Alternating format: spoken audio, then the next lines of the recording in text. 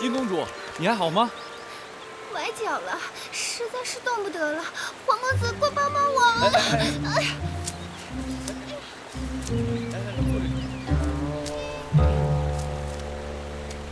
你的脚无大碍吧？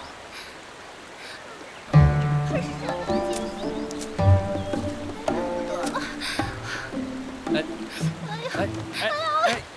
殷公主。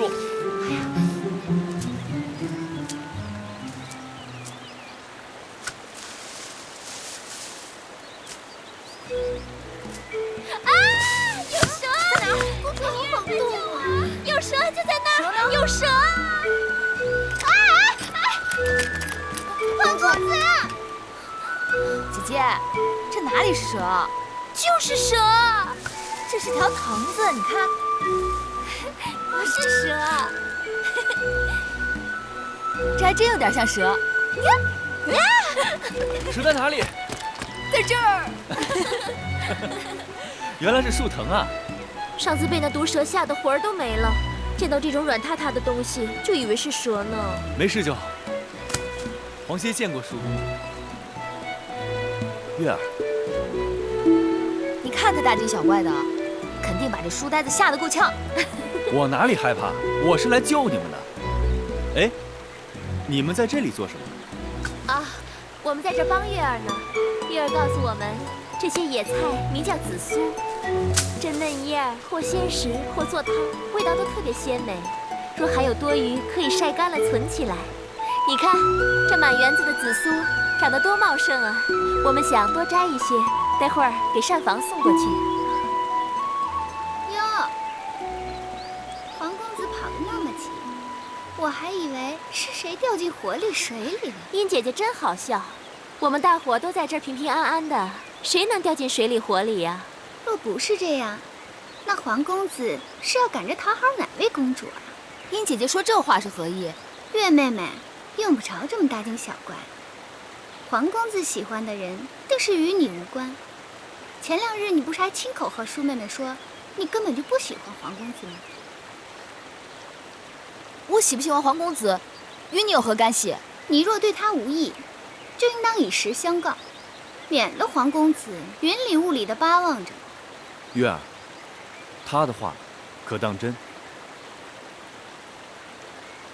子歇不信。黄公子，不妨问问别人。舒妹妹可以作证。你用不着费事了。我是说过，又怎么样？哎，月妹妹，等等我！哎呀，小心！月妹妹，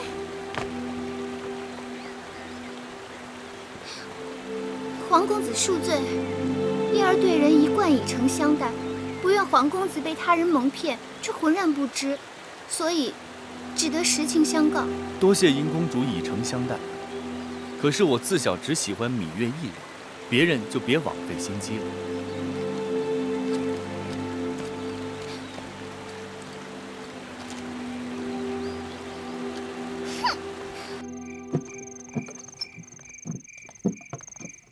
晋上何德何能，让仁兄如此厚爱呀？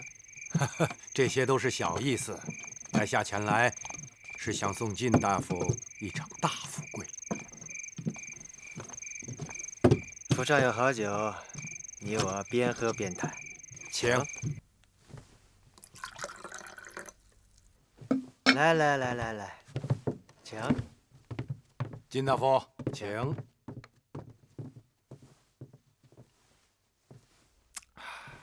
晋大夫府中处处清雅，低调内敛，与楚国其他府地的奢华张扬相比，显得清雅不凡。唉，公子您说笑了。晋上虽然也出自芈姓，但远不如昭景区3族。哦，怎会如此？我在秦国就听说晋大夫是楚国难得的人才，怎么会玉璧蒙尘呢？唉，生不逢时啊。朝堂之上，唯有屈原等人蛊惑大王，大王又格外信任屈原，言听计从。惭愧呀！即便如此，在下以为大夫之才如追在囊中，只缺一个机会而已。不知这个机会何时能来？机会就在眼前，但要靠大夫自取。哦，愿闻其详。我秦国一心要与楚国交好，但你们大王因屈子等人劝诱，犹豫不决。如果大夫能成全此事，那今后满朝文武，谁人不对你刮目相看呢？当然了，嫩猪出土要靠春雨相助。听说那南后宠冠后宫，又一向与敬大夫交好，何不让他帮个忙啊？听公子及一席话，茅塞顿开。多谢提点。来，请。请。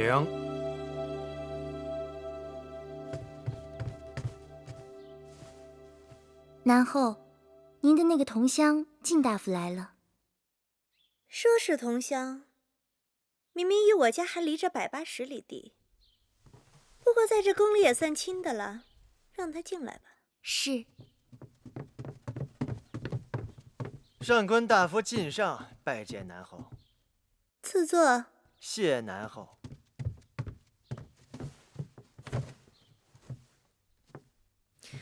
有些日子没见靳大夫了，不知最近在忙于何事？郢都之会，列国即将到来，朝堂上下个个忙得目不交接，微后更是不会让微臣有片刻的闲暇。郢都之会与微后有什么关系？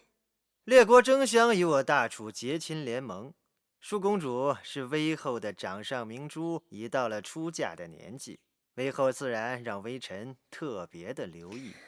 这提亲者中，可有微后中意的人选？舒公主蕙质兰心，冰雪聪明，在诸国公主中声名显赫，慕名而来者如过江之鲫。但在微后眼中，恐怕只有赵国国君赵侯庸一人。不过呢，秦王对舒公主也是情有所钟，想与我大楚联姻，结成秦楚之好。秦王还特意让微臣给南后带来了一份厚礼，还请南后笑纳。秦国那穷乡僻壤之地，能有什么好东西孝敬我呀？呈上来。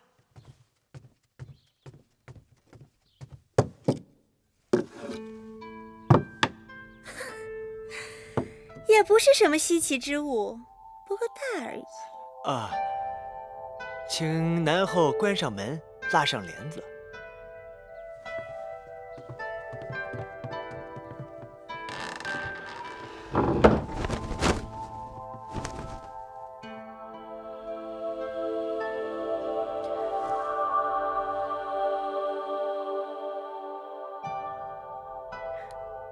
这究竟是何物？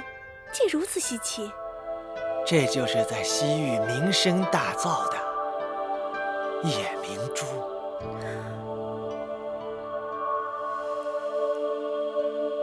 大王到！大王，你可算是来了。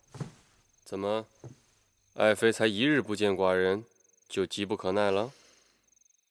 大王1日不来，这殿中少了王者的气息，臣妾是坐立不安的。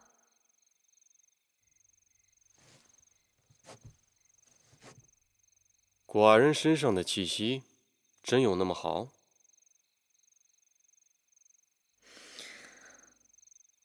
臣妾只要闻到大王身上的味道，便难以把持。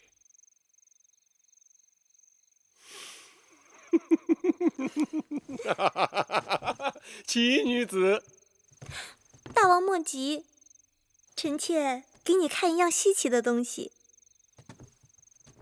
难道在这世上还有比爱妃你更稀奇的东西？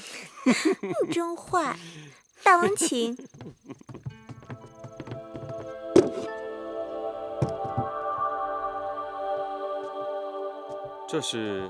这是秦国献上的西域珍宝夜明珠。好东西，果然是个好东西。秦王对大王如此恭敬，大王是否也应该给他一点面子？此事麻烦得很。那个秦王现在想要与我楚国联姻，每日缠着求见，弄得寡人心里很是烦恼。这还不简单吗？楚国公主多的是，随便指派一个给他便是了。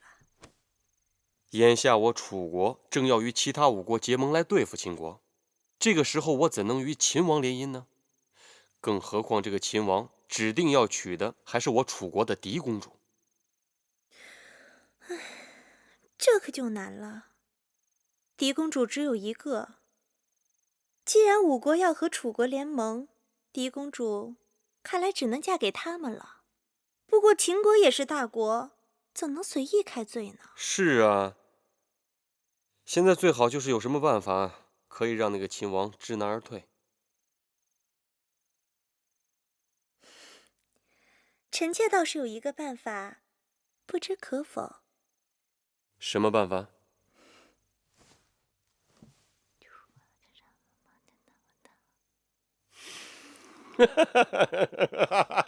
果然是个好办法，你不愧是寡人的锦绣智囊。谢大王。寡人要好好的赏赐于你。那大王要怎么赏赐我呀？你说寡人要怎么赏赐于你啊？我不知道。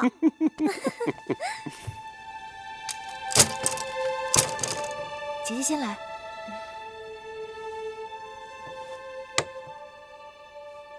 这2日宫里可热闹了，据说各国君王开始派使臣带着重礼来面见大王，人来人往的，可忙坏宫里人了。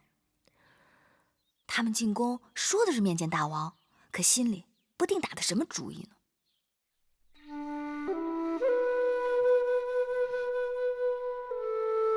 姐姐，你怎么不说话啊？他们打的什么主意啊？姐姐说呢？我不明白。姐姐是装不明白。他们可都是来向楚国嫡公主求亲的。姐姐还不借机到前面大殿去探探究竟，说不定与哪位君王就真有缘分呢。你一味混说，越说越出格了。妹妹也是为姐姐好，嫁人不比选衣衫，可由着性子更换。若是不投气，这辈子岂不都委屈了？也是，耳听为虚，眼见为实。人人都说秦人虎狼之人，可上次你我在东市见到的那个秦国生意人，却谦谦君子，英武得很。姐姐对那老伯真有意啦？你老是叫人老伯，可舒儿明明看他没那么老。再说，人家救了我们的性命，应该也是一个有仁有义的男人。萍水相逢，这种有仁有义也算难得。不过要配姐姐嘛，总得左手挥笔安天下，右手持剑定乾坤吧。舒公主，舒公主，你这丫头疯什么呢？大王要在大殿给公主招婿呢，而且还听到一个跟舒公主有关的大笑话。跟我有关的笑话？是何笑话？听前面的人说，大王打算召秦王今日午后进宫。召秦王进宫，与我有何干系啊？当然有干系。大王命膳房的言女，就是那个宫里丑陋出奇的厨娘，扮成嫡公主的模样，在楚宫大殿跟秦王相亲呢。真的？婢子倒想编排，可是也编排不出这等故事啊。亏得大王想得出来。不知那秦王会如何去应付那丑厨娘？弄不好会闹出些鱼目混珠的事来。那秦王怎么会娶个丑女当王后啊？这难讲，她可是当今楚国的嫡公主呢。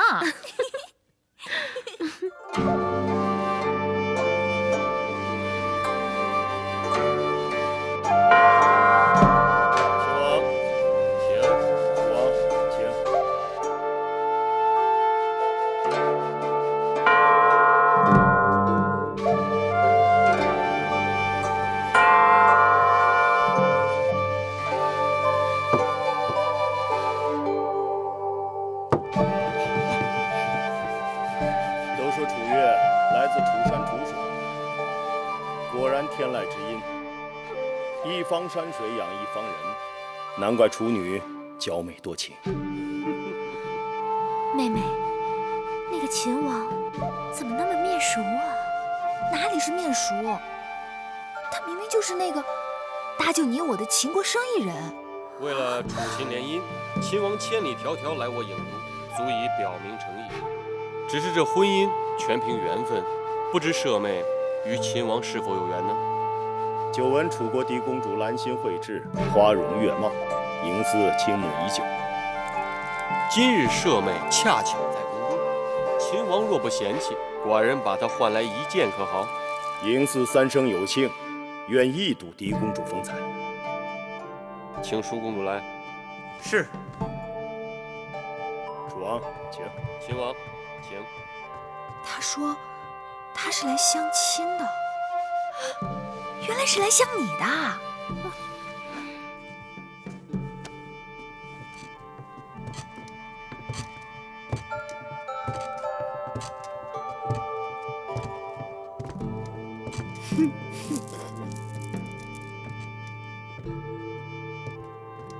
哎，姐姐，你看，你看，这就是你呀！肥面宽鼻，粗手粗脚，头大如斗。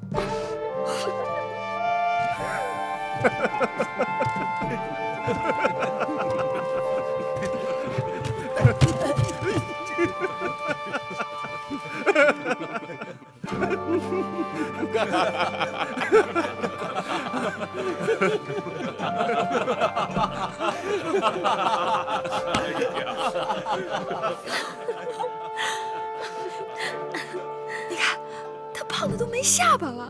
姐姐，这可是你呀！讨厌！楚国嫡公主芈姝拜见大王。秦王。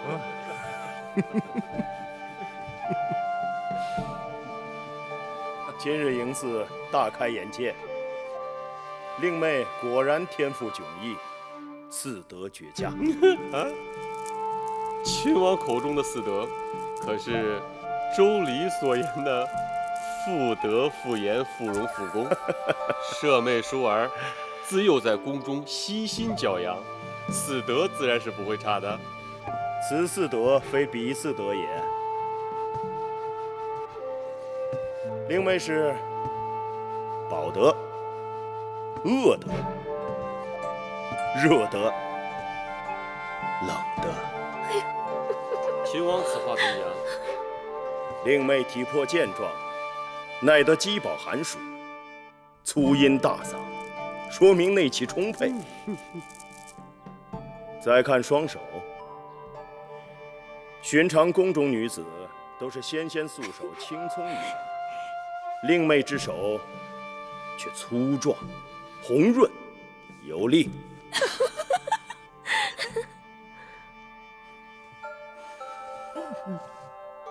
这气味，这浑身气味是油烟柴薪之清香。狄公主该是精于煎熬繁制之烹饪高手。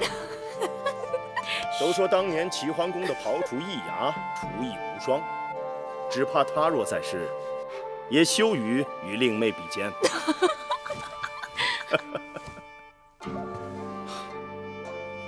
秦王真是说笑了，淑儿先下去吧。是。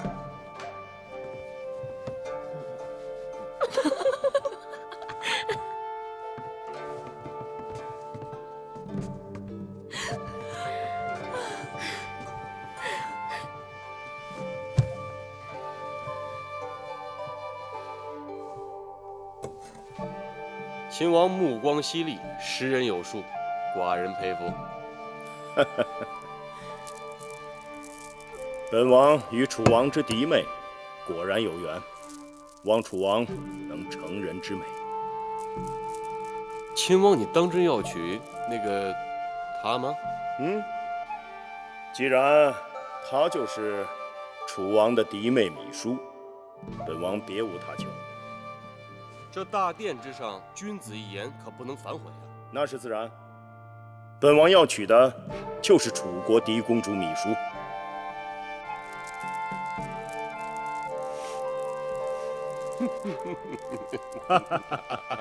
来，楚王，来，秦王，请。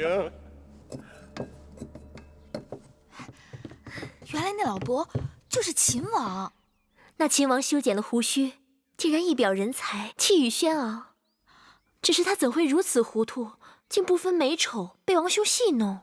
姐姐这样痛心疾首，我看出来了，你是真的中意那秦王了。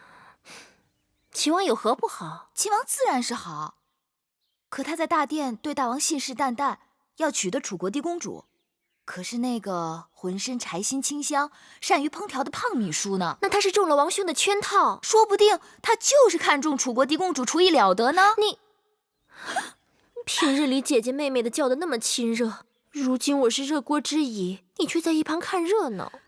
好了，姐姐莫急，你说，你要我如何帮你才好？得有人出宫，告诉秦王实情。这有何难的？此事交给我了。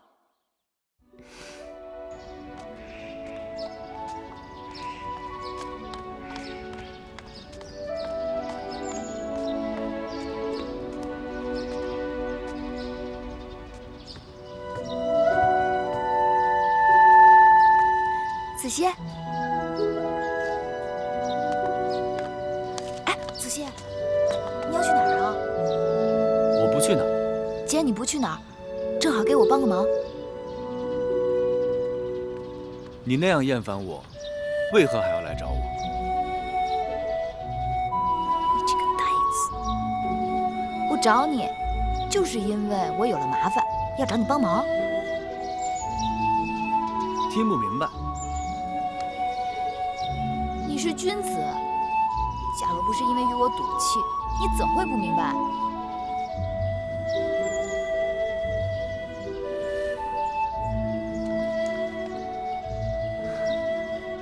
我黄歇前生前世就是欠你的。说吧，又有何麻烦了？不是我有了麻烦，是舒姐姐有了麻烦。你得带我出宫一趟，去见一个人。那我得考虑考虑。谢过黄公子，走吧。这策论十分要紧，劳烦你带我去面见大王。大王忙碌天下之事，哪有功夫看你的东西？这策论就是天下之事。走走走，走，不可以貌取人，要么代为转交，不可对读书人无礼。你们快就快的不读。走。张子，你的伤还未好，怎么就跑到这儿来了？张毅一肚子历史谋略，无奈世人有眼无珠啊。哼，张子若有文章策论，子歇愿为转之。张子，这是黄公子黄歇，太子陪读。这是张子，曾为令尹朝阳的门客。哎不，朝阳不提也罢。朝阳待我如贱奴，我视朝阳已如仇敌，都过去了。可叹这身衣裳逼得张仪走投无路。魁姑正在为张子做一件新衣，你何不耐心多等2日？等？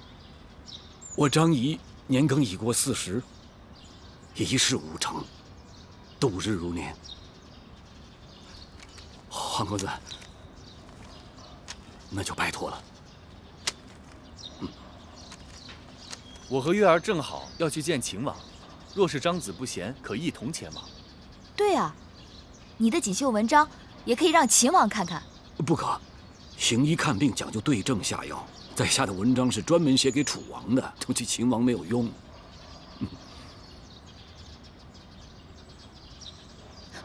不管怎么说，一同去吧。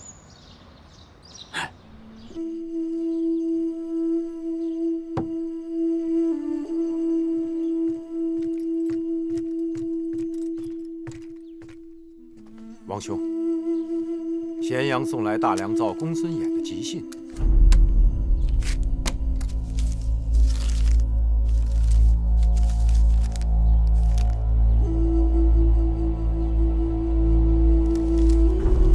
出什么事了？年初，义渠国那边旧王病故，立了新王翟离。义渠国的王叔对此耿耿于怀，为此准备带着重礼到咸阳拜见寡人。义渠国年年搅扰我大秦边境，是寡人的心中大患。公孙衍提议借义渠内讧之机，灭掉他们的气焰。看来，寡人不得不马上离开郢都，回咸阳一趟。但这秦楚联姻之事，楚王已经答应将嫡公主芈姝许配给寡人，寡人正好回咸阳，在6国结盟之前，准备一份厚厚的聘礼送到郢都来，看那楚王如何收场。王兄，那贾芈姝实在是丑得吓人呐！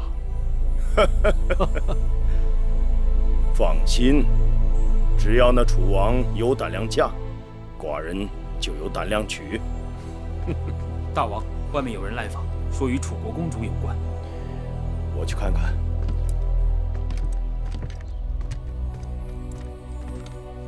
小丫头，怎么找老伯找到这里来了？恕芈月眼拙，竟不知那日的救命恩人就是秦国大王。不必多礼，贵人们无恙便好。老伯修过胡子，以真面目示人，果真一点都不显老。啊，这是皇公子黄歇，这是张子张仪。大王，大王，屈子高徒，太子伴读，本王久仰大名。大王客气，虽是初见大王，但秦王之名天下皆知，一代雄杰，黄歇佩服。秦国自商君变法以来，国势日彰，诚邀天下士子入我咸阳，共谋天下。那屈子名动九州，寡人正思量，若诚邀屈子，不知他是否肯屈尊入秦。楚国乃屈子之父母之邦，恐怕师父不忍背弃。不错，如今楚国势强，屈子身为左徒，深受楚王信任，力图在楚国变法，前途无量，何必千里迢迢远去秦国？然世事盛极必衰，如今楚国朝堂之上，极恨屈子的大有人在，拥护变法者甚寡。更何况楚王为人优柔寡断，只怕一日翻脸，屈子便朝不保夕。身为旷世之才，屈子难道甘心在庸君手下做一个庸臣？男儿生于天地之间，自当纵横天下。若是一举能动诸侯，一言能平天下，岂不快哉？秦王对我楚国宫中之事仅知一二，就此推论，恐怕有所偏失。寡人知道，秦国能给屈子的，楚国也都能给屈子。但寡人今日会给屈子2个字，是楚国一世都给不了的。敢问是哪2个字？请黄公子转告屈子，那2个字是痛快。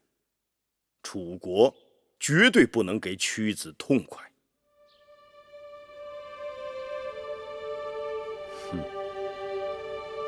小丫头，你说寡人的话对还是不对？对，也不对。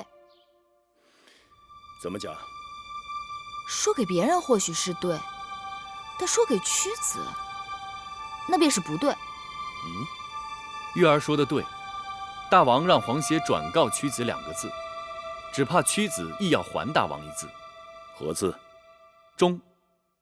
子不忠父，乃为逆子；臣不忠君，终为二臣。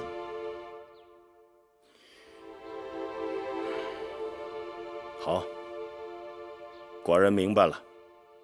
人各有志，不能强求。请黄公子转告屈子，若他日在楚国有什么委屈，无论何时，秦国的大门永远为屈子敞开。如此，多谢。小丫头，小丫头来找寡人，只怕还有别的事吧？玉儿受人之托来告知秦王，那日入宫相亲，所见嫡公主米书，并非真米书。何人托你来传话的？秦王该是心里有数。那他为何不亲自前来告知？身份尊贵，岂能随意与陌生男子相会？上次寡人受人恩惠，一直想将他物归原主，但不得时机。不知小丫头可否帮忙？秦王放心，我定会让这块方巾物归旧主。好，无事，那我们先告辞了。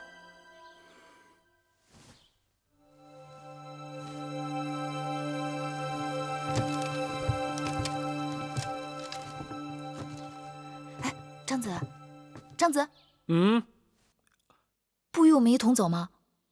我可以走，但只怕我这一走，有人会错过一个人才，错失一次良机，那事情可就大了。所以，你们先啊。啊，那我们先告辞了。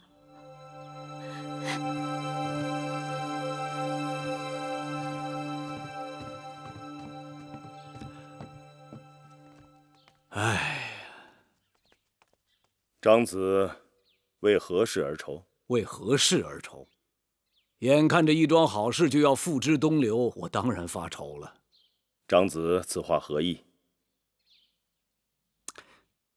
秦王雄才大略，眼下楚国打算和五国结盟，秦国又想和楚国连横，这嫡公主芈姝的婚事，于是就成了五国与秦王之间的赌注。但是我只怕秦楚联姻之事难遂秦王之心愿呐。你看，屈子虽为贤臣，但明珠暗投；楚王好色，晋上奸佞，朝阳刚愎自用，再加上后宫威后弄权，郑袖贪婪，这连横之事只怕凶多吉少啊。张子此言众所周知。是，这些众所周知，但大家并不知道，那嫡公主倾心的是秦王。只要秦楚能够联姻，秦王能娶了嫡公主芈姝，这五国结盟不攻自破。张子此话，寡人早已明白。秦王心中虽明白，但也束手无策吧？要不然来了楚国这么久，为何拖着迟迟不见你？拖在这客栈，又为何给你弄了个假公主啊？这一切都说明其中有蹊跷。但是秦王你人生地不熟，没有一个人替你疏通阻塞、铺路搭桥，对不对？此话倒是不假。我愿意做这个人，我张仪愿意促成秦楚联姻，促成大王抱得美人归。可是，张子凭什么夸下这海口呢？凭什么？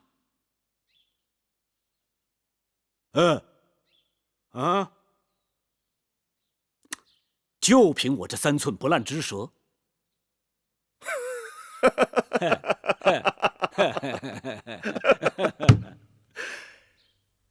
寡人看得出张子手头拮据，给你20斤，去自谋生路吧。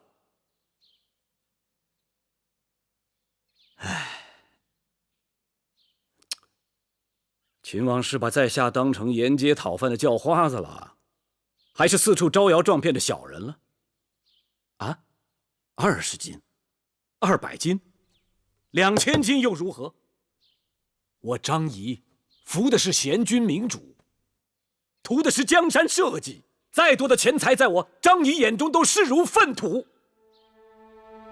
唉，可惜啊，这点不是人人都能懂的。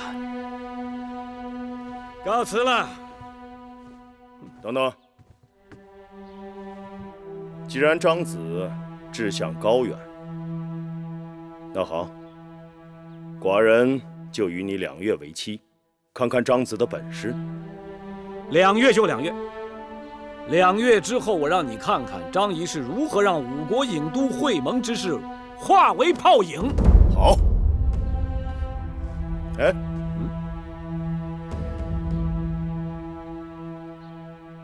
寡人给你10金，去买身衣服。事成之后，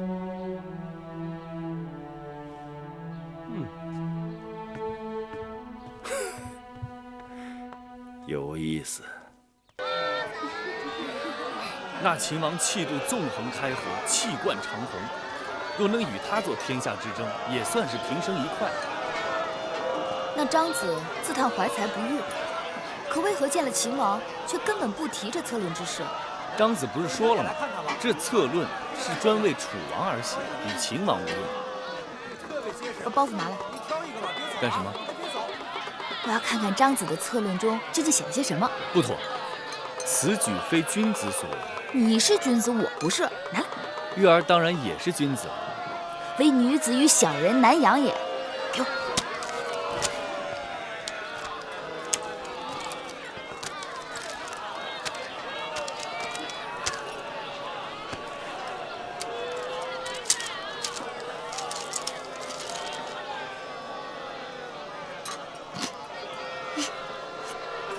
何事让你如此高兴？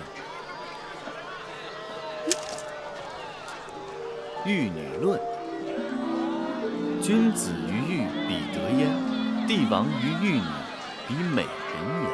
天下美女，风情各异，有眉如翠羽，肌如白雪者，有腰如束素，齿如含贝者。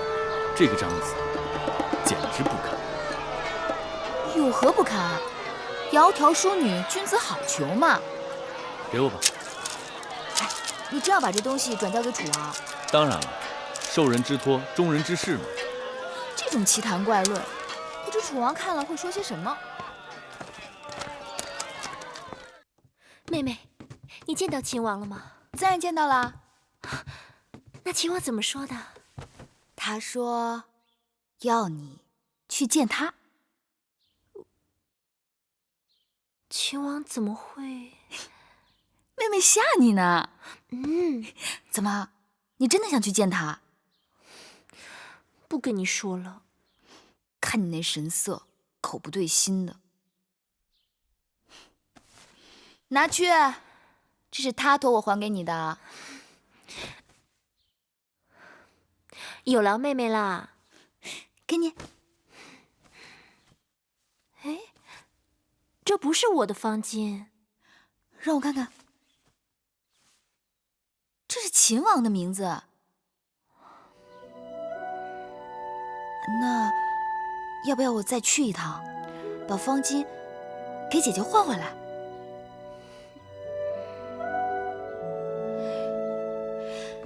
这么说，是郎有情，妾有意啦。人是你去见的，方巾是你拿回来的。你要再这样，我去找母后评理。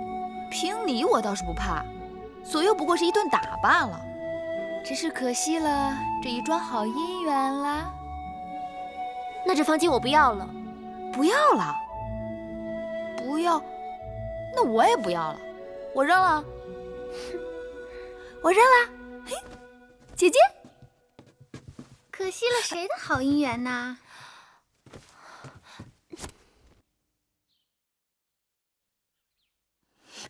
我听说，眼下各国君王打算派使臣要来向舒姐姐求亲，不知谁最幸运，能与姐姐结下这桩好姻缘。哦，原来如此啊！妹妹人品出众，我也是好奇的很呢。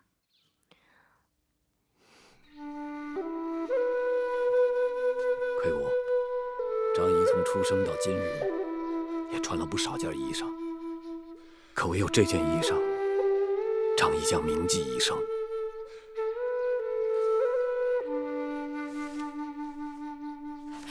张子快起，张子快起！楚王已经看到在下的策论，明日宣张仪入宫。新仪来的正是时候，好马配好鞍嘛。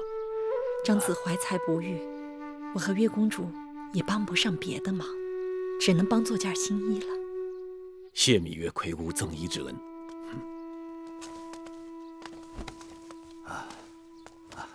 回来了。哎，小冉，你怎么愁眉苦脸的？小冉今日怎么一声不吭的？是何人得罪了我们小冉？哎，今日带小冉到东门集市卖姑姑的女工，小冉看中了一把小宝剑，竟要价10金呐！什么宝剑？怎么会这么贵？那宝剑刃如秋霜，真的很好。姑姑不知，前几日老朽给小冉请了个师傅，教他几手刀剑功夫。这师傅啊，夸小冉天分难得，是将帅之才，所以啊，小冉一心想要把合手的宝剑。咱们云梦台入不敷出，捉襟见肘，小冉再等2日，魁姑和你姐姐去想办法。哎，魁姑，何苦为区区10金犯愁啊？张仪为你筹划便是。你有10金？暂且没有。明日入宫见过楚王，张仪便有了。10金太少，100金如何？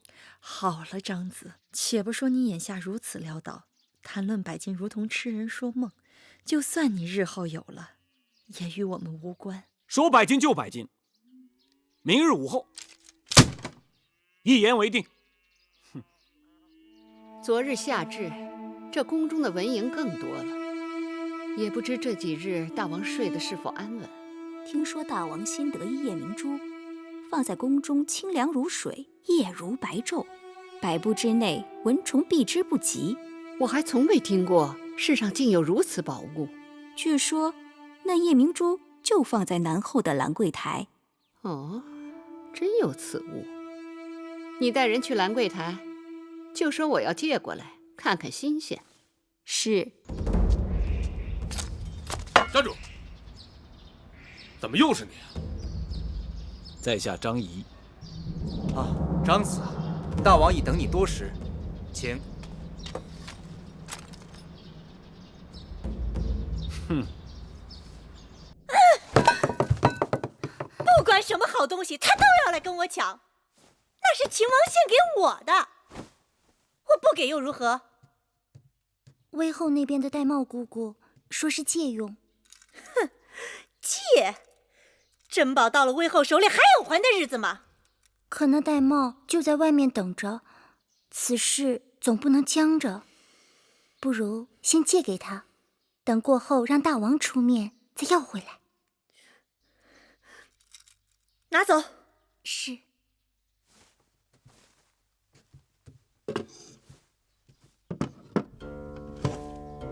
寡人读了张子的《玉女论》，张子对这天下的美人，果然是学问颇深。哎，不敢。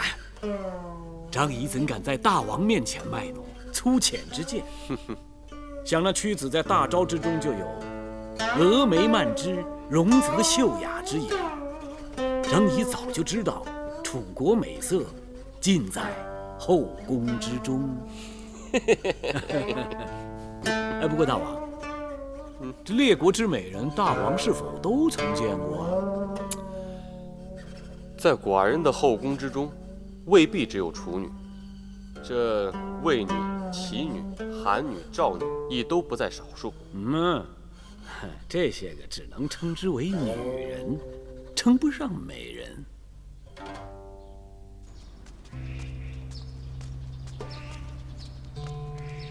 拜见南后。大王呢？正在殿中召见张子。张子？哪个张子？啊，张仪，给大王献上了《玉女论》，颇得大王的欢心。开门。是。先生所指的美人是？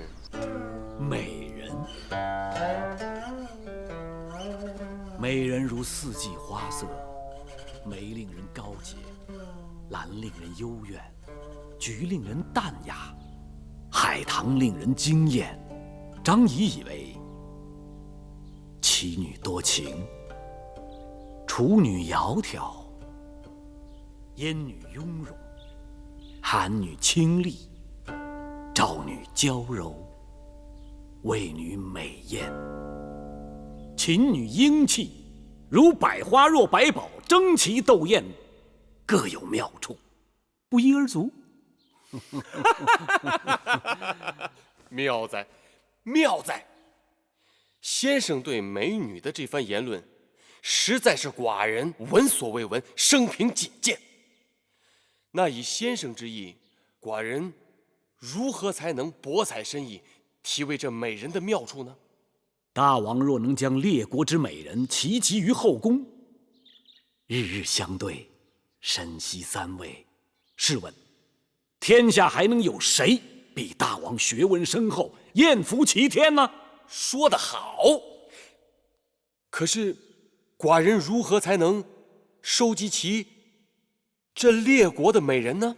大王以为在下的眼光如何呀？张子对天下美人见解精辟，眼光独到。那就让张仪为大王踏遍列国，寻访天下之美。好，那寡人赐先生千金，就拜托先生替寡人寻访列国的美人，收入我楚国后宫。大王英明。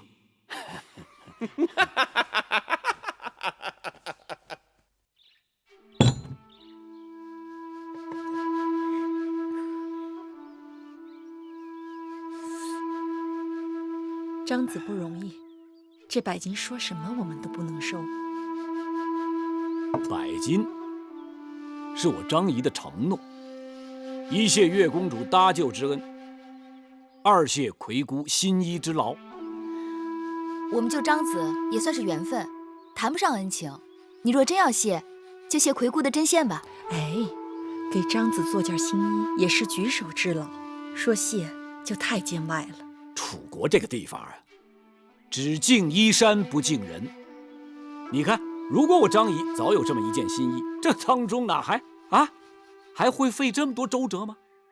哎呀，一件新衣，半个时辰，摇唇鼓舌，收获甚丰。我张仪阔了，小冉也有了买宝剑之金，你们手头还可以宽裕一些吗？听说张子要去诸国为大王寻找美人，这路途遥远，小冉买宝剑也用不了这么多，这些金张子还是带上，以防万一啊。你们以为我张仪就这些钱财啊？我告诉你们，不出一日，还会有人迫不及待地要给我送来更为丰厚的盘缠。张子竟然用了一篇《玉女论》赚得大王的金子，这算什么本事？哎，你偷看在下的策论了。张子若行事磊落，用不着对人遮遮掩掩吧？我若遮遮掩掩，你还能看得到吗？我张仪，我敢做敢当啊！那篇《玉女论》也是为了得志其心，投其所好啊！你这是曲意迎风，不择手段，非君子所为。非君子所为？我张仪是今日不得已而为之，忍屈受辱，为了他日一展胸中之宏图，这才是真君子。你芈月公主不但不应该责备我，你应该夸我才对啊！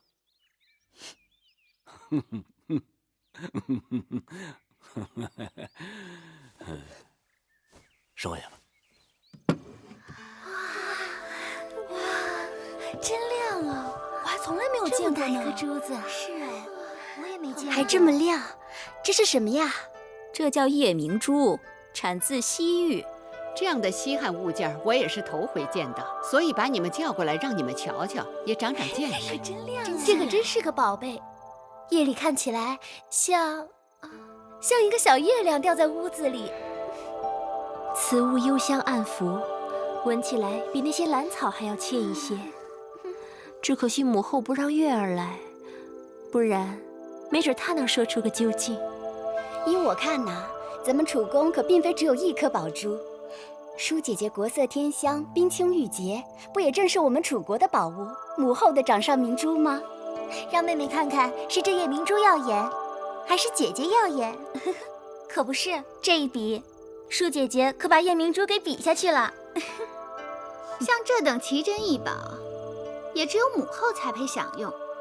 若不是寿山福海，哪儿镇得住物宝天华？母后，您说是不是？瞧这张小嘴，快赶上八哥了。好了，玳瑁，快去，把我让人新做的冰镇糯米酒和金银花茶端上来。是。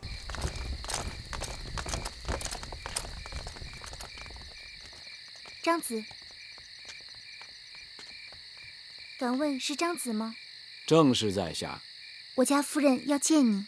你家夫人是谁啊？南后郑秀。张子这边请。在下张仪拜见夫人。免礼。不知夫人召见张仪所为何事？听说张子不日即将启程前往诸国，不知是否还会回转？回夫人，那得看盘缠的情形。盘缠使完了，才自然得回来。这里是500斤，外面天高云阔，容张子大展宏图。若张子肯答应永不再回大楚，临行时将再获酬金500，以壮行色。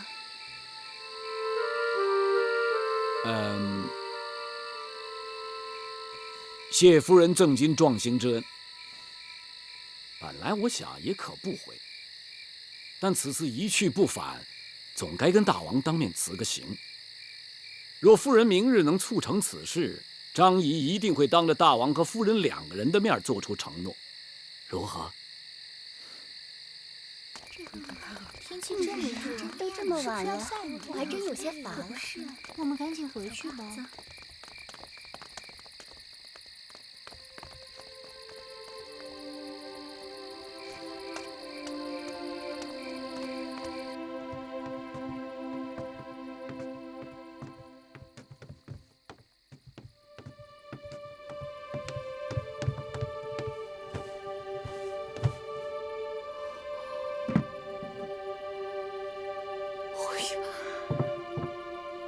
是稀罕东西，说它能驱赶蚊蝇，夜晚清凉如水，不知真假。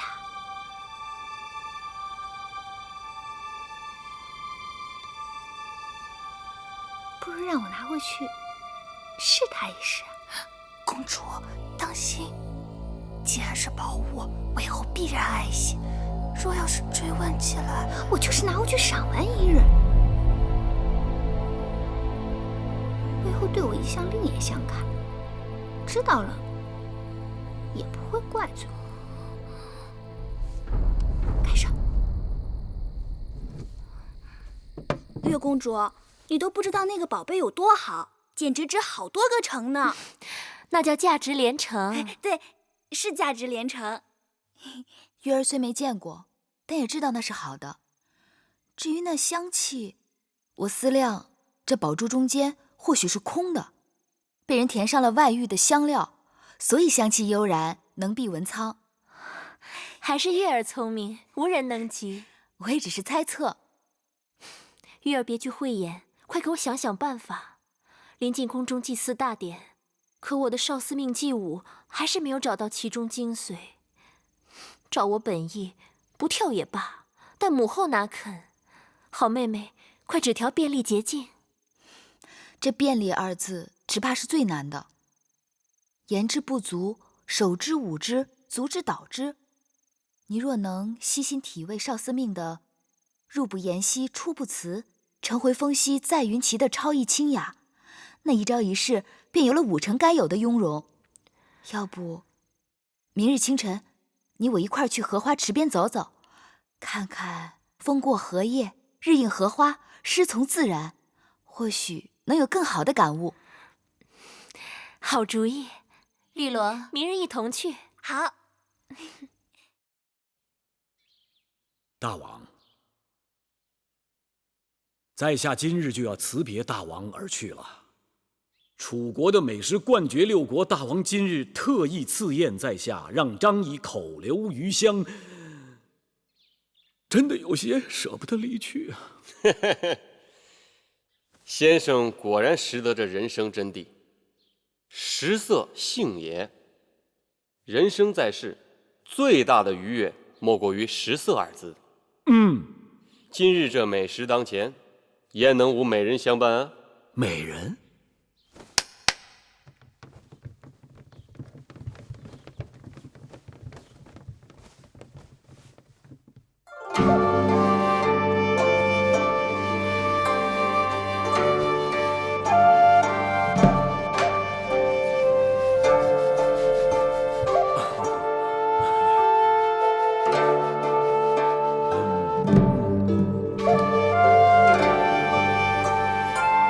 先不跳了，你们去陪张子九喂张子石。是大王。大王，不，张仪这可使不得，承受不起呀。我说先生受得起，那就受得起。知张仪者，大王也。好。大王吃个果子吧。好。大王，平日都是道听途说，今日眼见为实。楚国的美女果然是如云如林呐。张子谬赞了，这只是我楚宫里的平常颜色。这些还平常颜色？那难道后宫里藏有夏姬庄姜不成？不瞒，禀报大王，南后求见。他来干什么呀？听说大王要派人周游诸国，搜集天下美人。臣妾就想知道自己是否也列为其中啊？张子，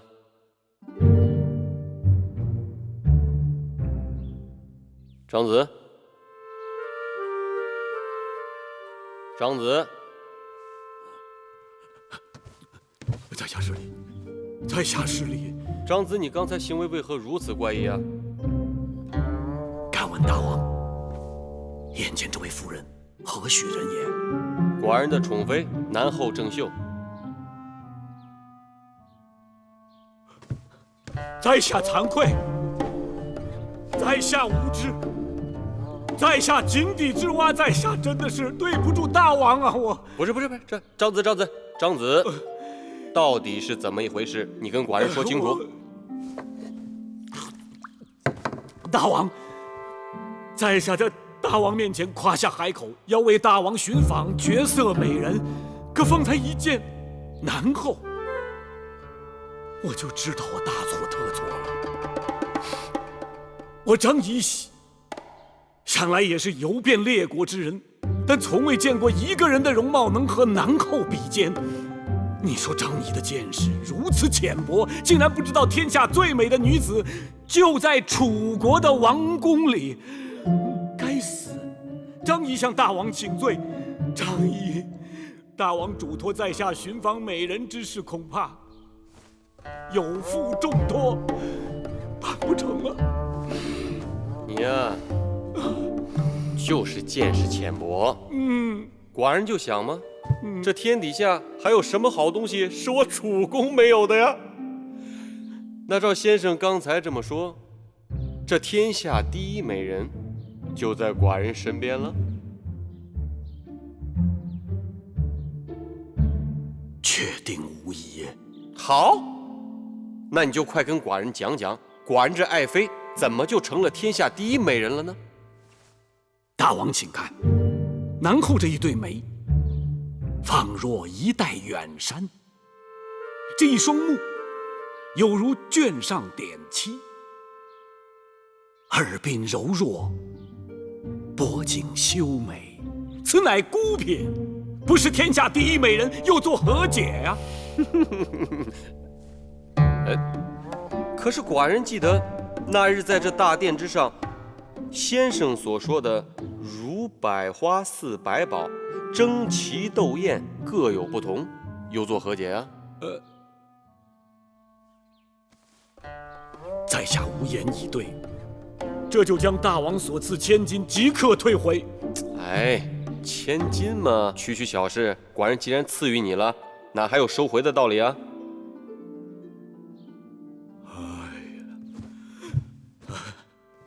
大王不仅宽宥了在下的食言之罪，还说这千金不用退回，这岂是慷慨二字所能道尽？此乃君王之胸怀呀！似大王这般胸怀，不得天下有违天理呀！大王，张子，你好一张巧嘴！多谢大王。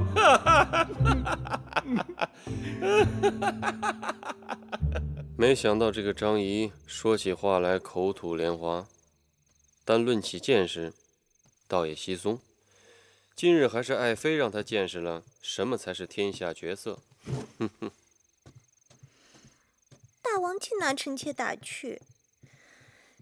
夏日炎炎，臣妾是日不能食，夜不能寐，衣带渐宽，面容憔悴，这还哪来的绝色呀？怎么会呢？爱妃的夜明珠不是有驱蚊避暑的奇效吗？正是因为听说那夜明珠有奇效，前2日幕后派人来把那夜明珠取走，拿去把玩了。哎呀，爱妃这玉软花柔，不耐鼹鼠的，寡人这细看之下，神色间确实有些憔悴。这样，明日寡人就让人从母后那儿把夜明珠给你取回来。谢大王对臣妾的体贴。郑秀竟然跟我斤斤计较，那夜明珠不过刚刚借用2日，他就让大王差人来索要了。威后若想留下夜明珠，不用理睬他。大王一向孝顺，威后可对大王明说就是。郑秀整日狐媚大王，若真与他争执，只怕弄得大王两头为难。算了，还是把夜明珠给他拿回去吧。是。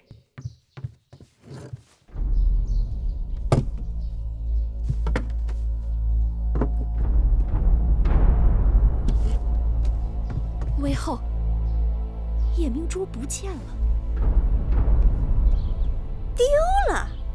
哼，这丢的也太蹊跷了吧！这夜明珠在我宫中放置多日的安然无恙，拿去威后那2天就丢了，谁信呢？可威后说丢了，不信又能如何？他是想黑心媚下我这颗夜明珠，但别指望郑秀我会哑巴吃黄连。走，臣妾郑秀给母后请安。免礼吧。谢母后。我已经说过，这几日暑气袭人，你们心到就行了，不用日日请安，免得劳累心。公主，母后说的是。公主，这几日天气酷热，谁在里面呢？南后在里面。进去禀报一声，就说敏英来给威后请安了。是。哎，等等，先不忙的，待南后走了再进去禀报吧。是。这事情说来也古怪，人不知鬼不晓，这夜明珠就不见了。我派下人去查了半日，都无下落。没有人拿走藏匿，难不成那夜明珠自己受了脚了？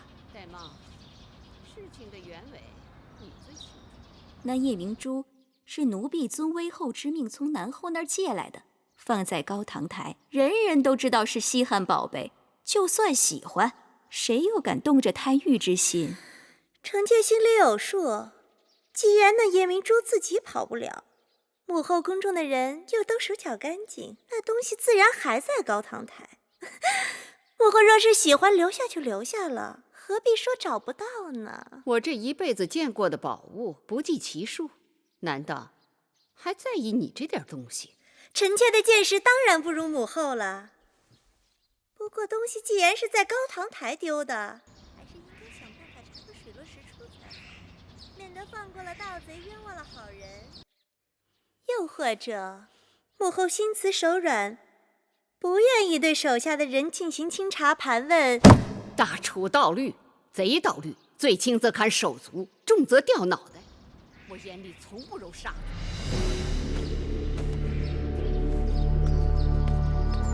殷公主，我还有些急事，回头再来吧。公主，这可怎么是好？闭嘴！可是，公主拿了那夜明珠，再多说一个字，那夜明珠便是你拿的。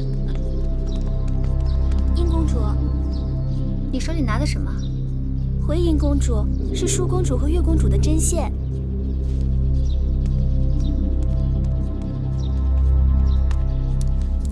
绿萝，我刚才在来的路上掉了一个耳环，你可碰巧看见？回殷公主，刚才奴婢一直和月公主、舒公主在一块儿，没有看见。那是我娘亲留给我的银物，甚为珍贵，也不知掉到哪儿去了。既然如此，那奴婢帮公主找找吧。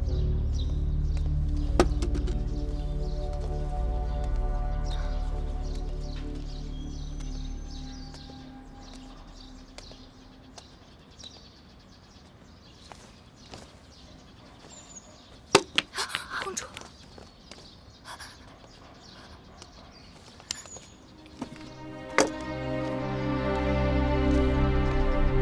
绿萝，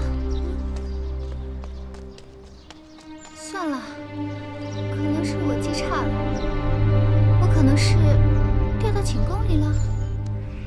灵儿，跟我回去再找找。殷公主，那东西与我性命一般，你还当个什么？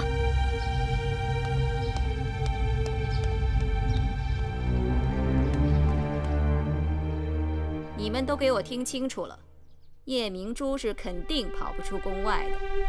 东西要是现在交出来，微后责罚的只是你一个人；若是被我查抄出来，那受牵连的就是你们全家。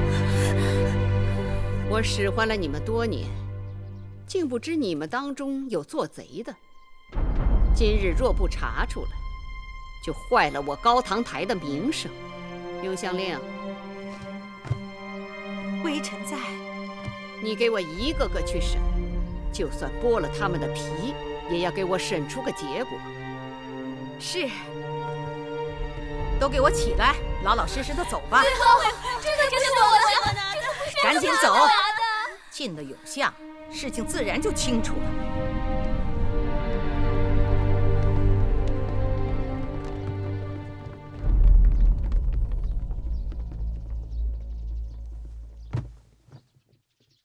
母后，婴儿思来想去，觉得有个人可疑。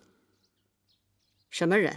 昨日午后，婴儿曾见过有个人来过高堂台，当时并未留意，但此刻想想，着实该有几分嫌疑。贱人生出来的只能是贱人，想来我待你不薄啊，让你跟着舒儿也学点长进。你倒好，竟然胆大包天，敢偷走我的夜明珠。任是金山银山摆在我面前，我都不会动心，更何况什么夜明珠？魏后，万不可借此羞辱我和我娘亲。还敢跟我顶嘴？玳瑁，给我掌嘴！是。母后，母后，求你饶了他吧。打！母后，我求你了。玳瑁，你先退下。凭空说我偷盗，拿来证据。今日我是人赃俱获，你想赖是赖不掉的。嫣儿，魏后，昨日午后，婴儿是和侍女灵儿一起看到的。灵儿，说，你都看到了什么？婢子，你到底看到了什么？婢子，来人，把这个贱婢给我拉下去掌嘴！说呀！魏后饶命啊！昨日婢子陪着殷公主站在那儿，看到月公主从正殿前走过去，别的婢子真的不知道了。灵儿眼拙，但本公主眼不拙。月公主分明不仅从正殿走过，还慌慌张张地走进去，又走出。胡言乱语！昨日午后，我与舒公主一起去了后花园的荷花池，回来后从未进过正殿。你说你见我进了正殿，我何时进去，何时出来？出来后又见了何人，去了何处？休要狡辩！叶明珠藏于你房里，证据确凿，我不得不惩前毖后，以正后宫纲纪。论罪，本该赐你一死，但念你是先王之女，暂且关入永巷，明日去衣杖摆，再施月刑。别说砍去芈月双脚，就是碎尸万段，没有偷，就是没有偷。且等明日，我看你的嘴还有多硬。母后，此事定有误会。昨日一整日，月儿确实与舒儿在一起，叶明珠之事与她并无干系。捉贼拿赃，你不要再为他开脱了。我不是为他开脱，我说的是事实。我这么做也是不得已，杀一儆百也是为了你们好，免得你们被这个贱人都给带坏了。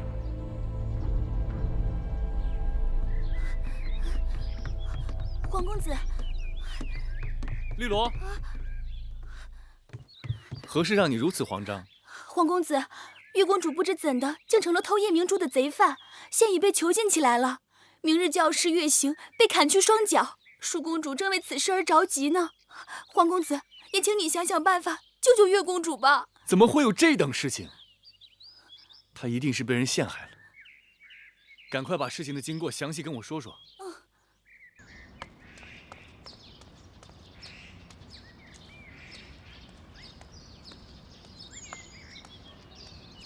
皇公子，你找我啊？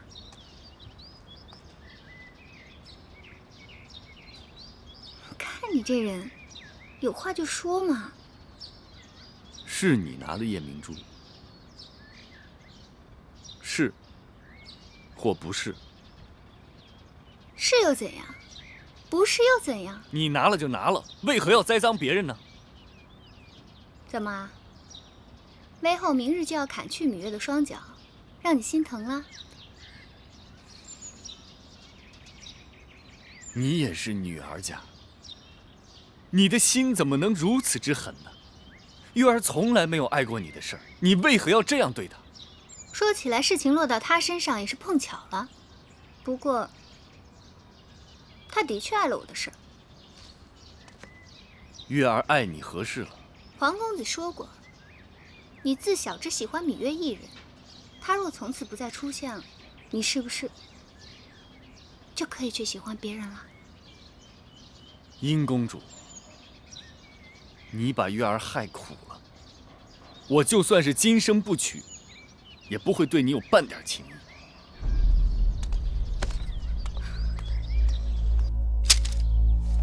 你说月公主遭人陷害，是，但威后向来固执，只怕即使我出面，她也不听一个字。夜明珠是南后的，太子能否说动大王和南后去过问此事？这很难说，不过我可以去试试。谢太子。威后，大王跟南后来了。这么晚了，他们过来做什么？说是找到了偷盗夜明珠的真凶。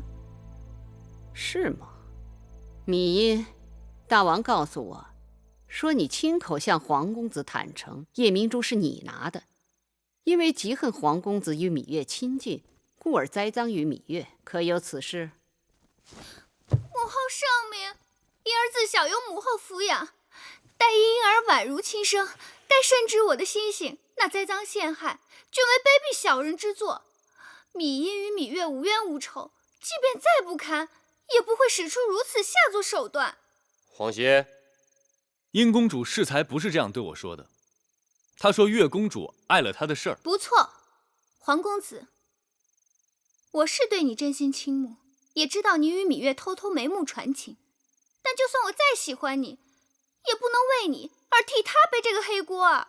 殷公主，你也算是王室血脉，你怎可满嘴胡言，出尔反尔呢？皇公子用不着气急败坏，芈音没有做过的事情，如何承认？你们二人到底孰黑孰白？月公主被人陷害，大王明察。大王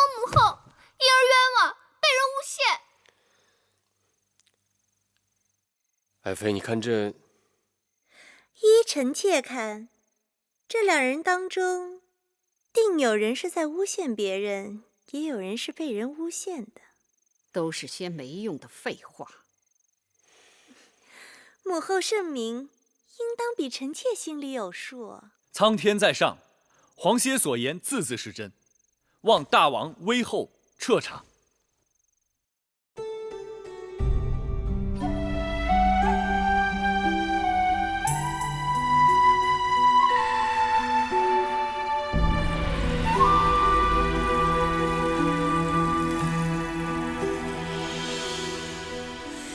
繁星如许，明月如初，前尘往事从何起数？